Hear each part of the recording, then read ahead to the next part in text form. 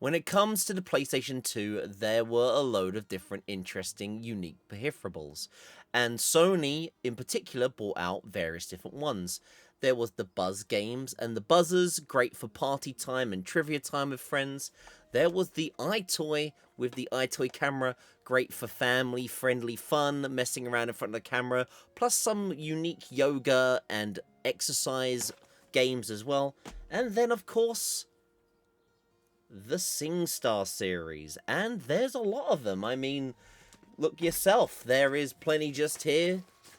Loads of different games, and over the years, they brought out loads of different things. Boy bands, different songs of the eras, 90s, 80s, 2000s. But only the first SingStar game has something very special that all the other SingStar games, even today, don't have. This is the only game to have a story mode. Why is that? Well, I'll talk to you about why I finally beat the only SingStar story mode on the PlayStation 2, and the reason why maybe Sony decided, you know what, let's just stick to singing. SingStar, when Sony bought it out, truly was a unique concept for a console in particular. It was their answer to karaoke at home, and the whole promotional video, especially for the first ever game, really does show off that anyone can sing. While you're watching the opening, sure, you're seeing some people decently good at singing, but during it also, there are people that are okay or not doing so great. But at the end of the video, you see that everyone is enjoying themselves. They're having a laugh. They're getting together with their friends, with their family members, maybe even just on their own, improving their confidence. SingStar truly was an inspirational game for a lot of people out there, and it got people to get together and have fun. There are so many games in this franchise, but as I said earlier, this first SingStar game is unique in that it had its own story mode, and that's what I'm going to be talking to you about. But in particular, though, I just wanted to show and let you know that SingStar really is, I think, a great concept. I decided to pick SingStar for my flagship Game 200 title. I was very hesitant about the SingStar series before this point because of copyright reasons. When you're live streaming on Twitch and YouTube, a copyright strike could cause your channel to be shut down, temporarily closed, and prevent you from doing what I want to do, which is live stream and save all my content online. Still, we took the dive with SingStar and decided to give this game a go. I went in, and this is my live stream footage that you're seeing right now. And when you do start up the first SingStar, there is Sing mode, but the mode I was talking about, which is only on this game, Star Maker, where you are playing a story mode, and Star Maker has 3 difficulties. During my playthroughs, I do middle difficulty normal, and I also went with the song length normal. We were taking a dive, taking a gamble to see truly what this Star Maker mode is about. And when you do boot it up, it starts like a typical story is. We are ourselves, and we need to start from the bottom of the ladder to become the desired goal, a worldwide star. The game chucks you in where you would probably have decided to realize that you like singing from your own home. And with a little few introduction videos out of the way, we are in our bedroom, and we can start getting some story messages, mostly from our friend, that says, you know, oh, you're pretty good at singing, you should really chase your career down and become the next hot singer. But our first real opportunity of becoming a SingStar starts straight away. We are given a nightclub gig job from our friend Jasmine, and we're ready to go chase our dream. During our career, though, the thing we are trying to achieve to progress through this game is buzz. As you can see here at the very start of the game, you're an unknown nobody. We have 0 buzz, and we need 500 to rank up to the next rankings. And the game throws you into your world map or gig choices more than anything. When we can only go to 1 gig at the moment, we're only starting. It's the invite. We got the invite gig, our starting gig. we need to start from scratch, and there's usually bonus challenges. You don't need to achieve these bonus challenges, but you get extra buzz from doing so. And each venue gig has a set song list. There aren't that many, so you have to choose usually from 4 songs to start with, and as you move on and carry on, you start to hopefully get more confident with the songs you're given, or maybe try songs you've never sung before, and eventually get the buzz we require. With my first ever gig ready, Elvis Presley I thought was a song I could probably sing along with, so I gave it my first true attempt. My first song was about to begin then. You do have to be pretty brave, honestly, when you're doing the entire PS2 challenge. Especially if you're like me, I'm not a very confident singer. I'm not very tonally perfect in anything. I don't think I've got a very good singing voice. But I had to sign myself up for this, take on the copyright, avoid the copyright strikes, and above all, try to get to the end of this unique story mode. During my first attempt, I have to learn the lyrics of these songs. I don't fully know these songs half the time. You'll hear me stutter, you'll hear me struggle. And more than anything, on medium mode, the pitch is quite strict. I do my best while learning the track, learning the song, but I don't really pull off my best, but my best is as best as I can do during this.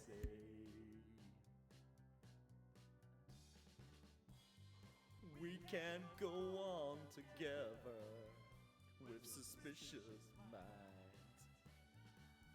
You'll notice in the top left, like most of these rhythm games, you have to achieve a pass rate to beat the level. If you get over the line on the far left, it counts as a pass, and if you can get all the way to the other end, it's a perfect or superstar song track you've done. I was already quite shocked with how much of a struggle that was, but it was a pass anyway. The real problem, though, is that when you beat these songs, the amount of buzz you get is pretty minimal. At least it was for me. Maybe if I was a better singer, I could have done better, but beating that first song, we only got 47 points. And during the course of the game, at least on our normal medium playthrough, I have to just keep destroying people's eardrums as I'm doing my best to get through this first set of songs, or grind out enough buzz, 500 buzz, as you saw, to get to that perfect point.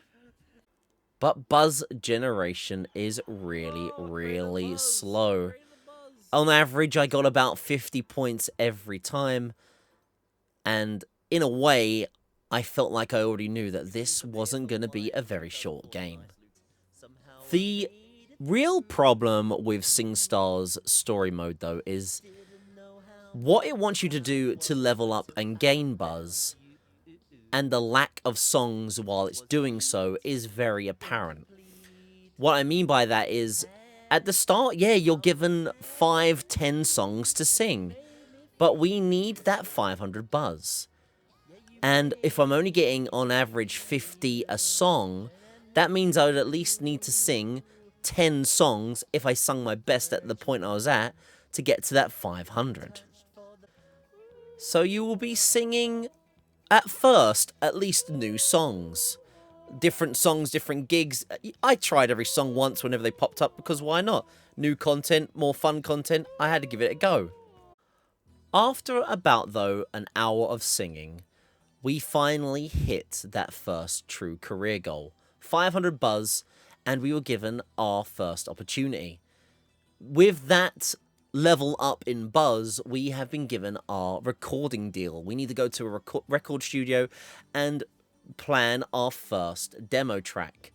I feel as though the song they picked for the demo track is the song that you did the best in, or your highest rated song. And believe it or not, my best A-game song in SingStar at this point was Like a Virgin. So with my one go-to song, I had to sing this song and achieve 3,500 points to pass this first main story progression block level. I go into the recording booth, I sit down, and I do sing my heart out. With it, I nail the required points and pass. What does that mean exactly? Once you do pass that first wall progression block, you're given a new venue. And with new venues, like I said, you're given more songs to sing. At least there's a bit more variety on the way, but we now need another 500 buzz points to get to that point. The problem now is at this point in the game, we're only given another venue and only another 6 songs. SingStar only has 30 songs altogether. The 6 songs we add, if I do get 50 buzz points on average on each level, I'm only going to get about 300 buzz. What does that mean? It does mean that after this, I was going to have to repeat and sing other songs that I'd already sung over and over again. There was one thing that was really starting to become alarming to me, though. It was that medium was going to take a very long time, and the grind wasn't so much that it was going to be a long grind. It was that I was singing the same songs over and over again, and on the medium difficulty, I feel like I was just scraping by on points that I wasn't really getting enough. So instead, I decided to tone down the difficulty to easy and take on the game on easy to speed up the process. Because 2 hours in and singing the same songs, it was becoming a quite big of a grind. Still though, we had to go back and do some songs we had sung already again and again. But luckily someone in chat let me know that this game has iToy as a bonus accessory. So I plugged it in, and for the rest of the game I was able to enjoy the iToy as a bonus. It doesn't really do much, but it's nice to have yourself in the background. As I started to notice, I started to have fun with it. It's cool, so instead of the music video playing, you have yourself singing, dancing with some weird, funky effects while doing so. And when you do complete these songs with the iToy, there is a pretty funny extra feature you can do. You go through your normal stages of going through it all, but then there's an option now on the menu called View iToy Photos. But they're not photos, oh no. They are full animated little video clips of your singing points, all a cappella style. Oh no, so cringe! It's so cringe!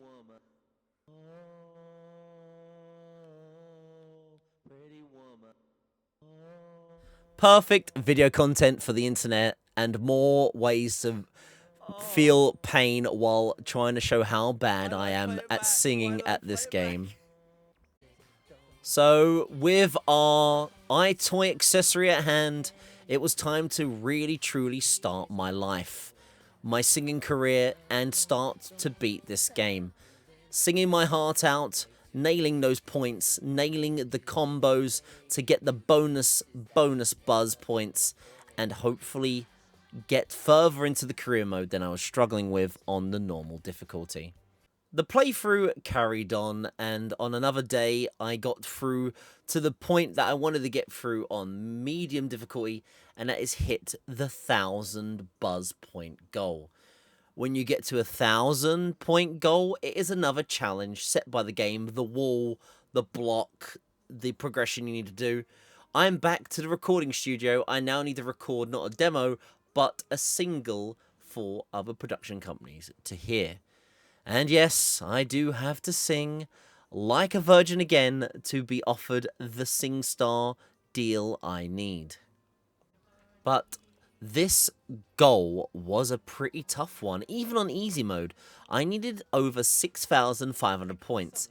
And even with this, I just scraped by. And look at my bar, it was pretty maxed. Still, it was done, and at this point I was pretty glad I lowered the difficulty to easy, because it seemed like I was going to hit some progression blocks along the way. The start of this new progression after 1,000 buzz though was weird. A new venue hadn't unlocked yet, so I was going to have to sing an old song again. Once again, it's one of the biggest problems about this story mode. they make you sing the same songs over and over again. If there was a collection of friends playing this together, it might have been a bit more fun because loads of you can sit up, switch, and go through these songs over again, and not a single lone person having to constantly sing over and over again. Eventually, though, we do get another venue after singing the same songs again. It's the Plush, and there are some pretty good bangers on here, as you can probably see. Kung Fu Fighting, YMCA being some of the big ones, as well as some others. More songs that I had to understand, sing, and maybe some songs that I thought I did know how to sing, but really, really, really was terrible at.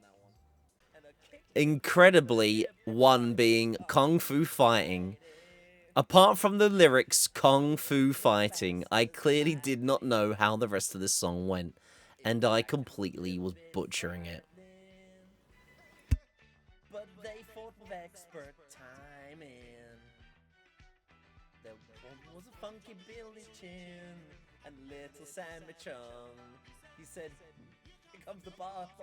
Let's get it on." We took a And of course, with the request of the people in chat and the internet sensation, you had to sing a little bit of the classic YMCA. young man. There's no way to feel down. I said, "Young man, pick yourself off the ground." I said, "Young man." And sometimes, even on easy mode, I couldn't find that pitch, even then, so I had to dig deep. Then why does your heart return, Michael? If you're not mine, would I have the strength to stand at all? I'll never know what the future brings. With that all being said, I had to dig deep and get the grind finally going on, though. This game isn't going to beat itself, and I start singing the same songs over again. The ones that I'm more confident in, and the ones where I'm getting the buzz, which is the experience points of the game, to get to that end goal, which just never seemed to stop giving me more and more level up points that I needed to hopefully unlock new venues and final venues. So I keep S-clubbing. I keep murdering on the dance floor. If there's one thing I sing a heck of a lot, though, it's Like a Goddamn Virgin. It was probably my best song, and was the song that was quite memed while I was streaming this, that it was the most rendition, the most covered, the most used song, and the song that the game kept going, "Oh, you're good at this, do this and we'll give you some bonus points." But after several long, grueling hours of singing songs over again and again, we achieved a true final roadblock, final story mode. Like any RPG, any adventure mode, there has to be a final boss, a final level, the thing that ends it all, and we had it here. Our sold out gig at Harmony City Stadium. We had to earn our X Factor one more time and achieve greatness. We had already sung songs perfectly, grinded out the buzz, and I had to see what the game was going to throw at me to finish this all off. And luckily, the story mode really does have a final boss. We had to sing two of our favourite songs, Like a Virgin and Heart of Glass, but lo and behold, a new song appeared. The Darkness, I Believe in a Thing Called Love, is the final boss track, pretty much, of this career mode. And the true mixed final goal to beat this level was this as well. Not only did we have to sing these three songs, we had to achieve overall 20,000 points. Pretty insane, and you couldn't choose the Darkness unless it was the final song. So I had to gear up, prepare myself, and sing to my heart's content. So I do still sing Like a Virgin.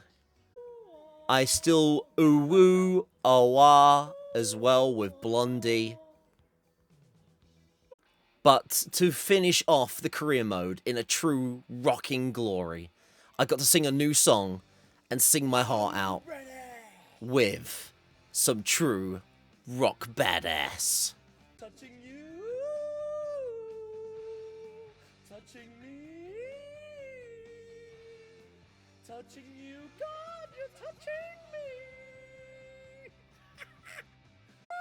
And I sing until the end and truly beat my concert with one final hurrah.